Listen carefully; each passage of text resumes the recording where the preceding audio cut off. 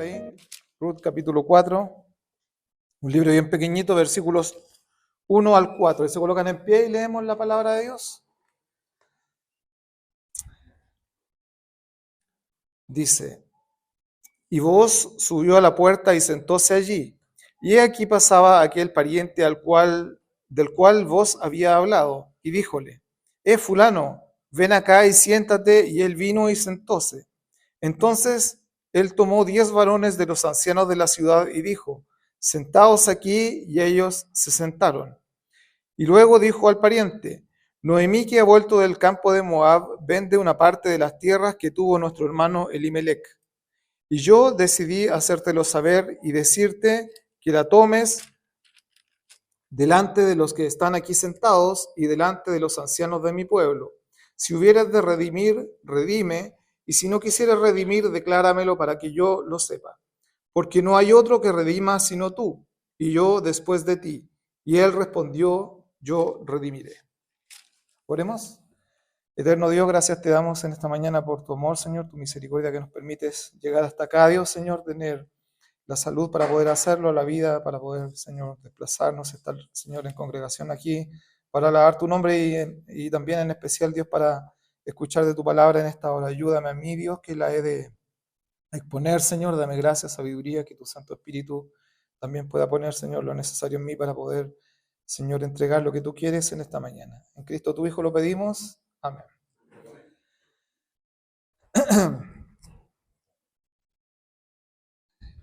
Bien.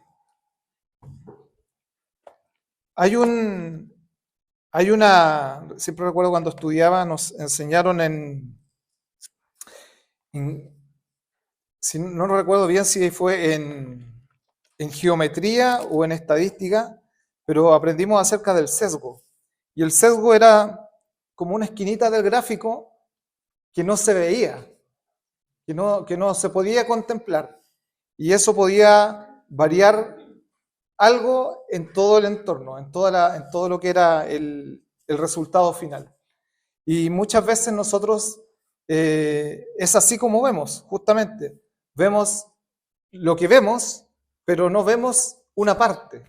Y eso se llama las vistas sesgadas, que siempre dicen todo: ay, sí, no, ellos están sesgados, es porque no ven una parte de algo. O la encuesta está sesgada porque fue enfocada solamente en un tipo de persona y no en el total general. Entonces, cuando hablamos de sesgo, a eso se refiere, a que perdemos cierta visión sobre el total de la conformación de la realidad.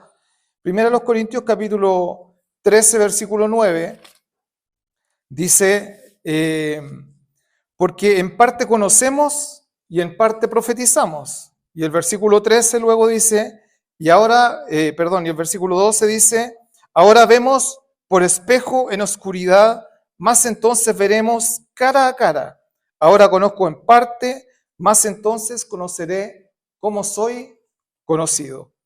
Y esto nos habla justamente de aquello, ¿cierto? Ahora vemos como un espejo en oscuridad y no tenemos claridad de todas las cosas. Nos gustaría entender a veces todas las cosas y poder tener una visión general, pero a veces no sucede así. La vida no es así, ¿cierto? Planificamos cosas, hacemos cosas y ponemos nuestro planteamiento, ¿cierto? Hacemos nuestras decisiones y todo lo que planifiquemos, ¿cierto? Nuestra estructura, digámoslo así, para un plan determinado o para nuestra propia vida, pero eso es parte de nuestra planificación.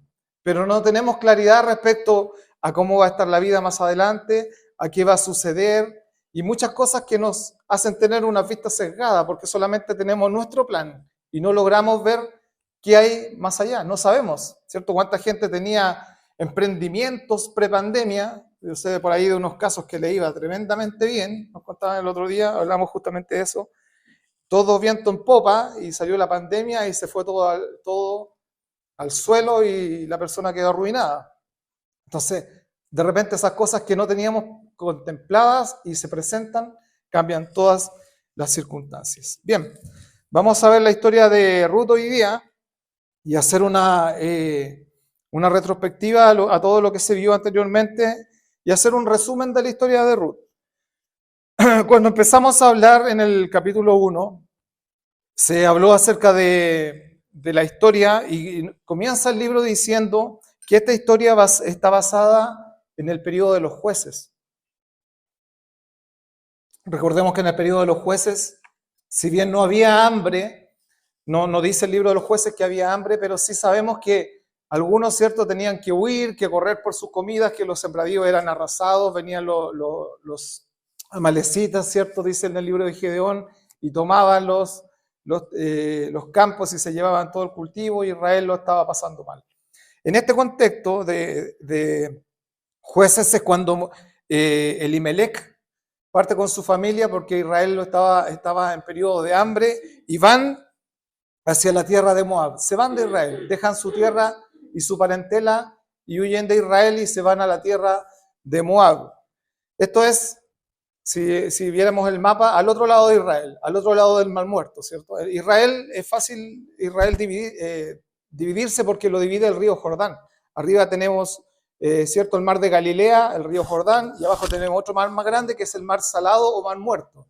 Bueno, nosotros estamos de donde salió Elimelech con su gente, era de Belén, el mismo pueblo donde nació Jesús, de Betlem, dice la Biblia.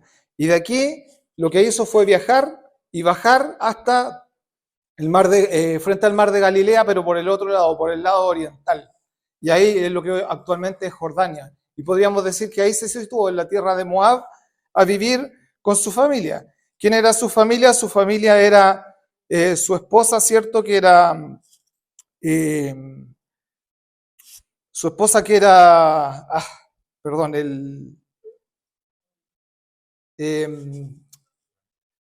Noemí. Noemí, se me olvida el nombre de mi hija y se me olvida. Javiera Noemí. Y va con Noemí, y va con sus hijos, ¿cierto? Con Mahalón y con Kelión, y se instalan ahí a vivir. Viven un tiempo, dice la Biblia, y luego muere Elimelech. Y Noemí queda viuda. Y al quedar viuda Noemí, sus hijos toman matrimonio y Mahalón se casa y Chelión luego también y contraen matrimonio con Ruth y con Orfa. ¿Y cuál fue la historia luego? Dice que también ahora murieron los hijos de Noemí. O sea, Mahalón y Kelión también mueren.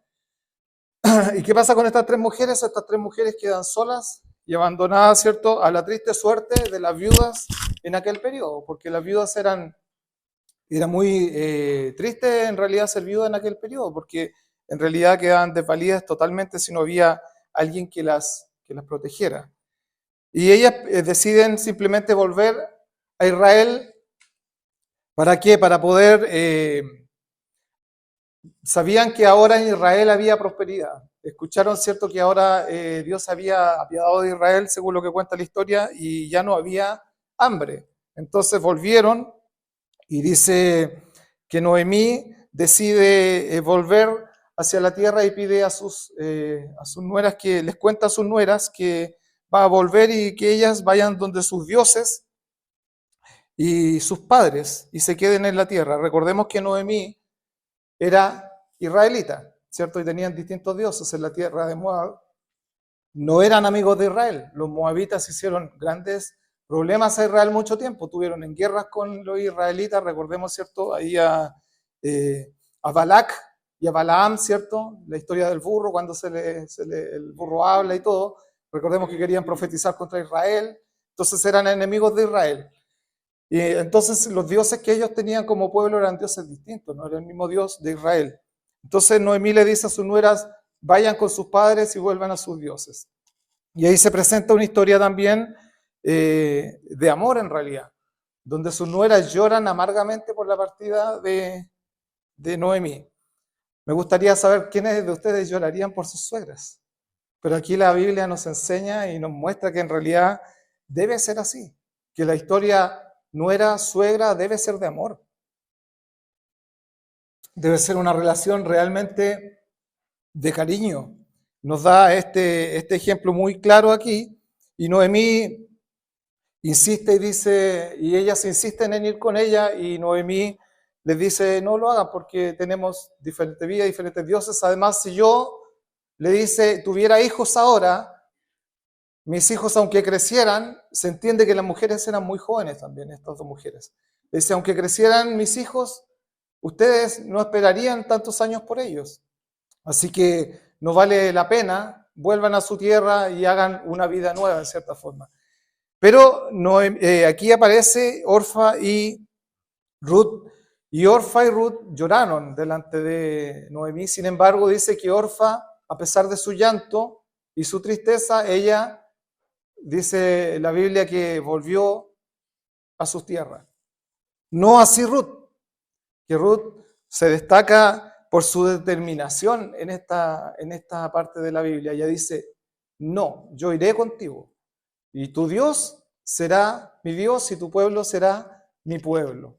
Y ella es una mujer de determinación. Aquí vemos de inmediato la claridad de pensamiento de ella y la firmeza en sus convicciones. A ella no la movían mucho de lo que ella creía, ¿cierto? Y de hecho fue en ese sentido determinada para decir, yo me voy contigo y dejo todo esto, pero me voy contigo. Tal fue el amor de ella que en realidad Ruth ya no insistió más. Orfa, a pesar de su llanto, ¿cierto? A pesar de sus emociones, en realidad volvió atrás. A veces, hermanos, los sentimientos son buenos, ¿cierto? Llorar, todo, demostrar, a veces vemos esto mismo en la iglesia, tanto sentimiento y tanto supuesto arrepentimiento en las cosas del Señor, pero vemos de verdad que muchas veces eso simplemente es emoción y sentimentalismo. Entonces, cuando el sentimiento no es real, no sirve de mucho, porque el resultado no es bueno, el resultado final no es bueno. Y aquí lo vemos con Orfa, que a pesar de todo, el cariño que le tenía a su nuera, que eso no lo desconocemos, pero ella igual volvió atrás. Entonces Ruth fue una mujer de determinación. Y llegaron al final Ruth y Noemí, ¿cierto?, a Betelem, volvieron al lugar de su nacimiento y la gente las conocía. Era conocida, dice la Biblia, ellas en la región, y volvieron en época de cosecha. Y ella dice, por favor, ya no me llamen más Noemí, llámenme Mara, porque Dios me ha hecho amargura y he vivido muchas tristezas. Y es así como ellas retornan en época de cosecha, dice la Biblia, y en esa misma época, luego de estar ahí, todos la ven, toda la población, ¿cierto? Y era conocida, todos de hecho conocen a Elimelech, dicen, vuelve Ruth, la esposa de Elimelech, y viene con ella una mujer, una nuera. Así que ellas empiezan a vivir acá, y Ruth, en una actitud determinada también, y de iniciativa, que es otra cosa que a veces nos falta, ¿cierto? Parte y dice, voy a ir ahora a recoger espigas, porque necesitamos sobrevivir, no tenemos cómo mantenernos y todo, y necesitamos vivir, y va a un campo cercano, dice, a un campo a buscar donde poder recoger espigas. ¿Cuál era la costumbre de esto? Y esta costumbre me gusta mucho a mí, porque nos habla mucho del compartir, hermanos. Cuando se segaban los campos, no era parte de la ley que el dueño, si se le caía algo, no tenía que volver a recogerlo, tenía que dejarlo para los que eran más pobres o los que venían tras ellos, que eran generalmente la gente que no tenía, ¿cierto? Entonces, eso yo lo aplico en las monedas, siempre lo contaba una vez, un hermano me decía, voy a ir detrás tuyo, entonces a mí si me cae una moneda, se cayó nomás. El que viene atrás la recogerá y la sirve. Y esa era un poco la costumbre de aquel pueblo. Hoy día vemos muchas veces que la ambición nos come, ¿cierto? Y mientras más podemos tener o más queremos que todo sea nuestro. La Biblia no nos enseña eso, nos enseña que debemos compartir. Y nos enseña que la cosecha, a pesar de que pueda haber estado buena y todo, no depende de nosotros, eso depende de Dios. Entonces también tenemos que dar de lo que Dios nos da. Y esta mujer fue a hacer esa labor, justamente a recoger lo que se le caía a los que recogían las espigas, digámoslo así. Entonces, aquí se destaca a Ruth como una mujer esforzada.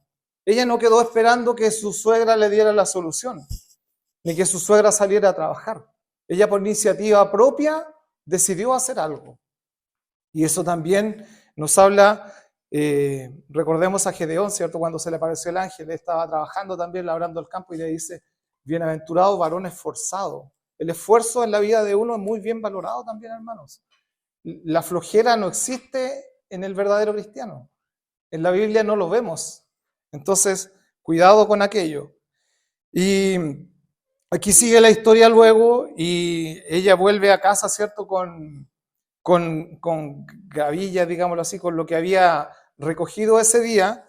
Y dice la historia que no era poco, era así, pensándolo o llevándolo de acuerdo a la medida que se da en ese tiempo y lo que se cree que era, lo que podría ser actualmente, eran como 22 kilos de semilla de trigo, que es bastante. Entonces, cuando Ruth sabe que en realidad, Noemí sabe que Ruth había estado espigando en los campos de Booz, le dijo, bendito sea el Señor, porque Booz es pariente nuestro. Y al ser pariente nuestro había un lazo que les unía y una relación que viene a ser parte de la historia. Entonces, Noemí aconseja a Ruth y empieza a dar consejos a Ruth y le dice, mira, tú vas a ir a este campo y vas a hacer tal cosa. En el capítulo número 3 y se muestra también la obediencia de Ruth hacia Noemí al obedecer a su suegra y no cuestionar a su suegra en cuanto a lo que ella le estaba diciendo, porque su suegra le dijo, mira, te arreglarás, te bañarás, ¿cierto? Te perfumarás, te ungirás, ¿cierto? Y te pondrás ropa limpia.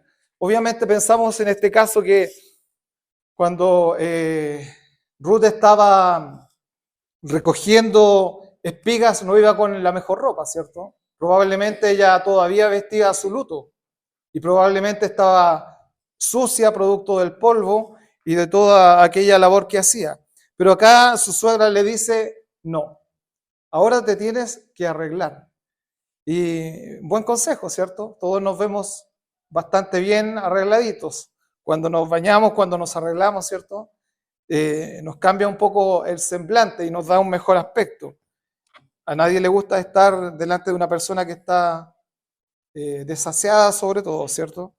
Así que Ruth obedece a este consejo y actúa de acuerdo a lo que su suegra le dice al final por ahí del capítulo 3. Le dice, vas a ir donde vos ahora, después que ellos del día de la cosecha, vas a ir y te acostarás a sus pies. Cuando nadie te vea, cuando ya él haya bebido, ya esté para descansar y irás a aquel lugar. Y de hecho así fue, ella lo hizo y ella se presentó delante de él, ¿cierto? Y vos dice que después en la noche cuando él está y siente su presencia, se asustó y dice, ¿quién eres tú? Si podemos leer ahí, por ejemplo, en el capítulo 3, versículo 9 al 11, para ir recordando un poco la historia, vamos a recapitular esto. Y dice, entonces él dijo, ¿quién eres? Y ella respondió, yo soy Ruth, tu sierva. Extiende el borde de tu capa sobre tu sierva por cuanto eres pariente cercano. Y él dijo, bendita seas tú de Jehová, hija mía, que has hecho mejor tu postrera gracia que la primera, no yendo tras los mancebos, sean pobres o ricos. Ahora pues no temas, hija mía, porque yo haré contigo lo que tú dijeres, pues que toda la puerta de mi pueblo sabe que eres mujer virtuosa. Había algo en Ruth. No era cualquier persona, a pesar de ser moabita, era una mujer virtuosa, dice, y todo el pueblo lo reconocía. Ya no era una desconocida. Todos la habían visto cómo actuaba, la habían visto lo esforzada y su amor hacia su suegra, y todos hablaban de una mujer virtuosa. Y por eso vos aquí no duda en ningún momento en lo que ella hace, ni le dice, qué atrevida eres con lo que has hecho, porque vos ya estaba conquistado por aquella mujer. si uno lee este libro, es una historia de amor. Vos se enamoró de ella. Si vos cuando la vio y dijo, ¿quién es aquella mujer? Y él fue a hablar con ella, luego le invitó a comer con todos los demás. Él estaba prendido de ella realmente, pero en su prudencia siempre actuó correctamente, tanto vos como ella. Ambos estaban en cierta forma actuando correctamente para llegar a un buen fin. El versículo número 12 ahí en el capítulo 3 dice, y ahora es cierto que yo soy pariente cercano, pero con todo eso hay pariente más cercano que yo. Porque lo que le dice Ruth ahí es, yo vengo a ti, pon tu manto sobre mí, de cierta forma cúbrenos y te seas tú nuestro protector, nuestro redentor. Y él le dice, sí, es verdad, tú lo que dices es cierto, pero yo sé que hay alguien que está antes que mí, y es a quien le corresponde el derecho real, y no yo. Él no quiso usurpar el poder que no era propio, ¿cierto? Él simplemente actuó correctamente y le dijo esto a ella.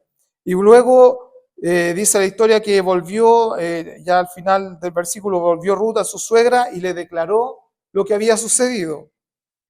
Y Noemí, en el capítulo 3, versículo 18, dice, entonces Noemí dijo, reposa, hija mía, hasta que sepas cómo cae la cosa, porque aquel hombre no parará hasta que hoy concluya el negocio. En cierta forma le dijo, está aprendido de ti y esto va a llegar a buen fin. Eso es lo que le dijo Ruth o Noemí a Ruth en aquella circunstancia. Y aquí termina todo lo que habíamos visto anteriormente. Y aquí partimos con el capítulo número 4 en el desenlace de esta historia. ¿Ya? El capítulo final, podríamos decir, hermano. Alguien por ahí decía que esto es como una teleserie, esta historia. Sí, es algo así. Pero podemos sacar bonitas enseñanzas, ¿cierto? Entonces vos ahora lo que hace, y lo que leíamos en el capítulo 4, es quiere resolver el asunto. Efectivamente, a él le interesa mucho Ruth. Él está enamorado de Ruth y él quiere ser su redentor y tomar posesión de ella y de su herencia, ¿cierto? Para protegerles y cuidarles. Se entiende que Boaz era mayor que Ruth.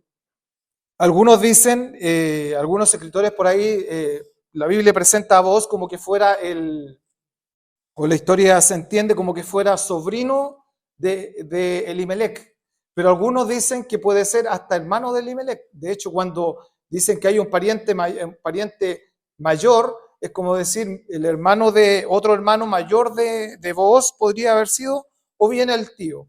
Pero sin duda, Boaz es mayor y por eso también Boaz alaba tanto a Ruth y le dice, bienaventurada tú porque no elegiste entre los jóvenes, ni jóvenes pobres o ricos, sino que sino que viniste a mí, porque él ya era mayor que ella. Entonces ella tampoco, ahí vemos que estaba en realidad, tampoco miró a aquello, ¿cierto? Muchas veces, no sé, nos despampanamos por ciertas cosas en las personas y no vemos qué es lo que nos conviene más. Porque también hay que ver eso y desde el punto de vista espiritual tenemos que hacerlo también. Entonces, en el capítulo número 4, aquí Boaz lo que quiere es resolver el asunto y llama a sus parientes y a sus testigos. Y los llama delante de la puerta, dice ahí, donde se hacía el juicio. Y aquel día no se hacía juicio, pero él dice que va igual, estaba tan apurado de resolver este asunto. Él va igual y llama a testigos, que había que tener como mínimo 10 testigos para realizar aquella situación, y en cierta forma es un juicio público o una ceremonia pública de contrato, podríamos decir, esto que se relata en el capítulo número 4 que leímos recientemente en la lectura devocional. Y lo que se hace es un planteamiento de voz respecto a la situación que existía. Y Boaz lo que hace delante de los testigos y delante de este pariente cercano que llama y que no se da el nombre de él, ni siquiera se presenta ni se dice qué tipo de pariente es, pero se le dice fulano, ¿cierto? Algunos dicen en la Biblia que ni siquiera aparece el nombre de él en la Biblia por haber menospreciado a Ruth.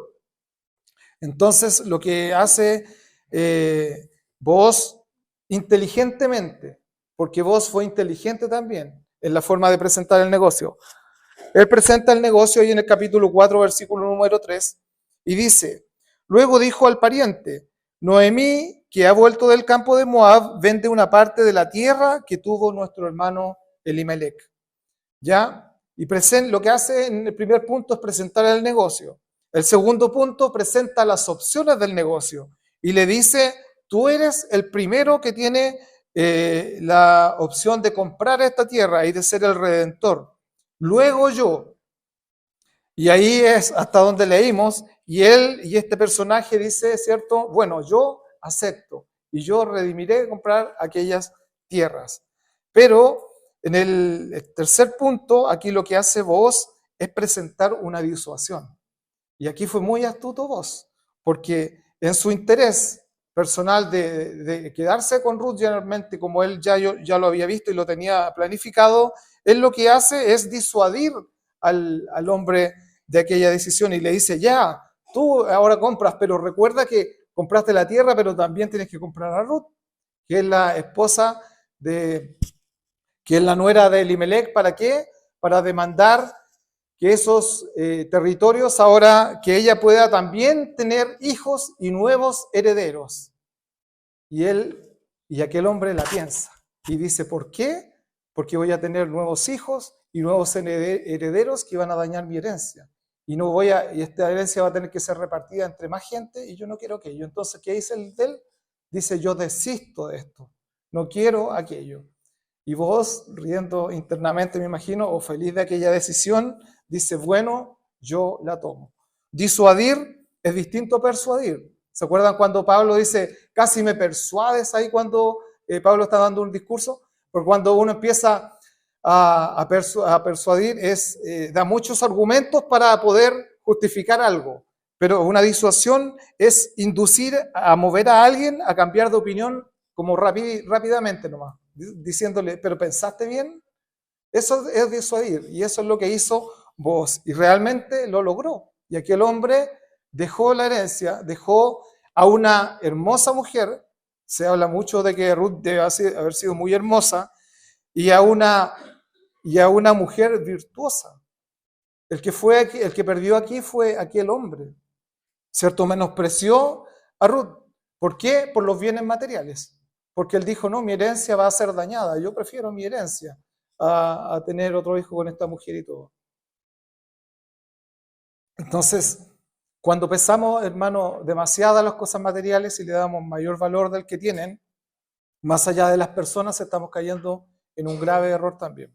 Porque esta mujer fue bendición después para su marido y viene a ser una mujer vital en la historia de nosotros mismos, porque fue la línea que marcó la descendencia de Israel. Entonces, este hombre desiste de la compra, ¿cierto? Y firman con un zapato. ¿Cómo eso de firman con un zapato? Así se hacían los tratos en aquel tiempo. Yo recuerdo siempre a mi abuelito tenía las compras de los caballos, una vez agarré una cajita y saqué un contrato y ellos decían, yo, Luis Navarro, compro una yegua a la sana, tanto, y el otro yo, tanto, listo, y aquí está el papel. Y ese papel era el contrato. Más atrás, en el pueblo de Israel se firmaban los contratos dándose un zapato. Se sacaba el zapato y se lo entregaba al otro y le decía ya, hecho, trato. Y dice aquí, firmaron esta compra con un zapato y le cede a Elimelec, a Booz aquel derecho y Booz se queda con aquel zapato. Booz declara el negocio y se apropia de todo, incluido de Ruth, frente a los testigos, y los testigos, dice la Biblia, aprobaron y bendijeron esta unión. Y bendijeron de inmediato la unión, a pesar de que ella era moabita, porque sabían que era una mujer virtuosa. Hay otra cosa, hermanos. Aquí dice que la Biblia hablaba de que Noemí, a pesar de que no manejaban los mismos dioses con sus nueras y ellas tenían otros dioses, ellas se amaban, a pesar de eso.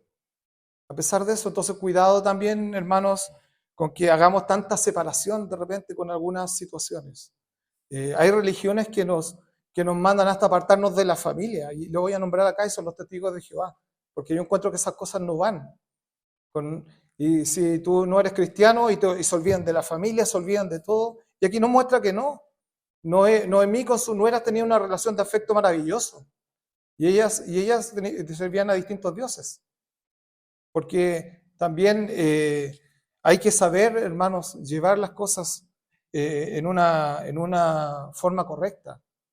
No podemos olvidarnos de quiénes son nuestros parientes, al contrario, si somos cristianos debemos amarles más y demostrar el amor de Dios hacia ellos. Entonces, se casaron al final y esta unión fue bendecida, y tuvieron ahora Ruth con Boz a Obed como hijo, y Obed viene a ser, en la genealogía que nos dice el último versículo, Obed engendró a Isaí, e Isaí engendró a David. Es decir, Obed fue abuelo de David, y de David viene la línea mesiánica.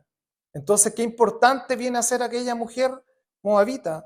Se fijan ustedes que en realidad el menosprecio a veces hacia alguien que no sabemos es muy malo. Por eso mucho cuidado acá con el menosprecio sobre cualquier persona, porque no sabemos qué nos depara el futuro. Tenemos vista sesgada de los sucesos y a veces criticamos demasiado al respecto. Para concluir de toda esta historia podríamos decir lo siguiente. Esta historia demuestra el plan, o es una buena muestra del plan de redención de Dios con su pueblo. Es una historia de amor, tal cual Dios la tiene con nosotros, ¿cierto? Salir del lado de Dios es un error, hermanos. Elimelech se fue de su parentela lejos, porque estaban en hambruna en Israel, pero se fue de quienes lo querían, se fue de los que le podían apoyar, y se fue a otra tierra. Volvió Noemí, hizo lo correcto. Fue un ejemplo de suegra ella. Se muestra una historia de esfuerzo, ¿cierto? De actuar correctamente, de decisiones correctas, como lo hizo Ruth también.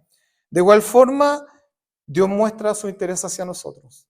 Tal cual vos demostró interés por Ruth, ¿cierto? Y se esforzó, Dios muestra interés por nosotros. Nos envió un redentor que nos va a salvar y que nos va a redimir de aquella situación triste en la cual estábamos, para darnos vida eterna. Dios realmente nos ama y debemos, y así también Dios quiere que el ser humano que no le conoce manifieste interés por él.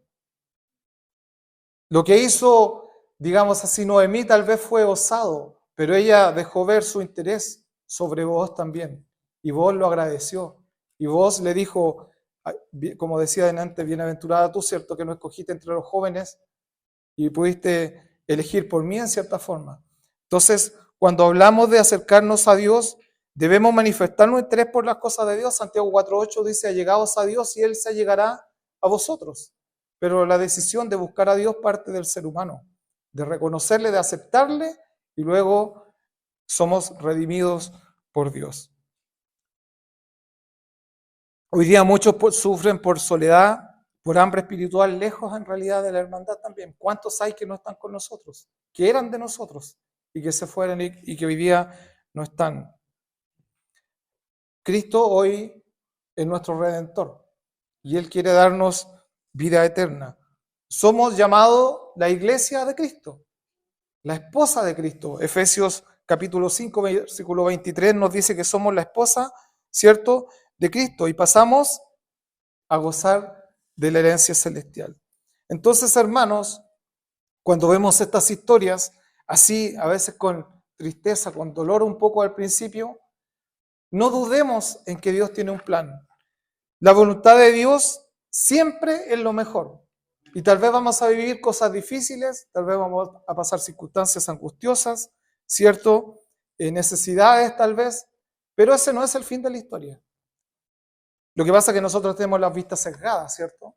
Y vemos solamente lo que estamos viviendo hasta aquí, o lo que podemos proyectarnos más allá, pero no conocemos la total historia de todo. Entonces confiemos en Dios, en que Dios sí lo ve todo, y nosotros no lo hacemos. Ahora cualquiera diría, y para finalizar, quiero terminar con esto, qué osada fue Ruth, ¿cierto? Vamos a leer en Deuteronomio capítulo 25, versículos 5 al 7. Había una justificación para actuar así. No solamente lo hizo porque quiso, sino que ella estaba avalada por la ley. Lo que hizo Noemí fue solamente usar el derecho que ella tenía para cobrar sobre Booz la herencia o parte de la redención que a ella le correspondía. Deuteronomio capítulo 25, versículos 5 al 7 dice, 5 al 7, dice, cuando hermanos estuvieren juntos y muriere alguno de ellos y no tuviere hijo, la mujer del muerto no se casará fuera con hombre extraño. Su cuñado entrará a ella y la tomará por su mujer y hará con ella parentesco. Y será que el primogénito que pariere ella se levantará en nombre de su hermano el muerto, porque el nombre de éste no sea raído de Israel. Y si el hombre no quisiere tomar a su cuñada, irá entonces su cuñada a la puerta de los ancianos y dirá, mi cuñado no quiere suscitar nombre en Israel a su hermano, no quiere emparentarse conmigo. Y más adelante dice que incluso le escupía a la cara por aquello. Entonces lo que estaba haciendo simplemente Ruth, Noemí, a Ruth cuando le dice, vístete, báñate, perfúmate y anda donde él, no era un acto osado, no era decir, anda a pasearte para conquistarlo, no era eso. Le dice, usa el derecho legal que tienes para cobrar lo que te corresponde como el redentor que es vos. Vos es nuestro pariente y él debe redimirte. Simplemente ese es el resumen. Ella podía exigirlo, la mujer lo exigía y aquí lo leímos recién. Era parte de lo que se hacía. Solo ahora había que esperar que vos cerrara el asunto. Y él lo hizo porque toda esta historia nos muestra en realidad simplemente una historia de amor. Las historias de amores basados en Dios terminan con buenos fines, chicos. Y sepan elegir también el camino, hablando, ¿cierto?, a la juventud. Nosotros ya pasamos por esto, pero los jóvenes también es importante que oren por esto y tomen buenos ejemplos de la palabra de Dios para sus vidas. Vamos a orar en esta hora para finalizar la predicación. Eterno Dios, gracias por tu palabra en esta hora, porque tú eres bueno, Señor, porque tú nos muestras, Señor, a través de historias también, Señor, cómo debemos actuar, ejemplos de hombres, de mujeres, Señor, y de situaciones que nos llevan, Señor, a tomar decisiones en nuestra vida. Ayúdenos, Señor, a seguir lo que tú quieres, Señor, basado en tu palabra y en los ejemplos que nos muestras en ella. En Cristo tu Hijo lo agradecemos y pedimos todo. Amén.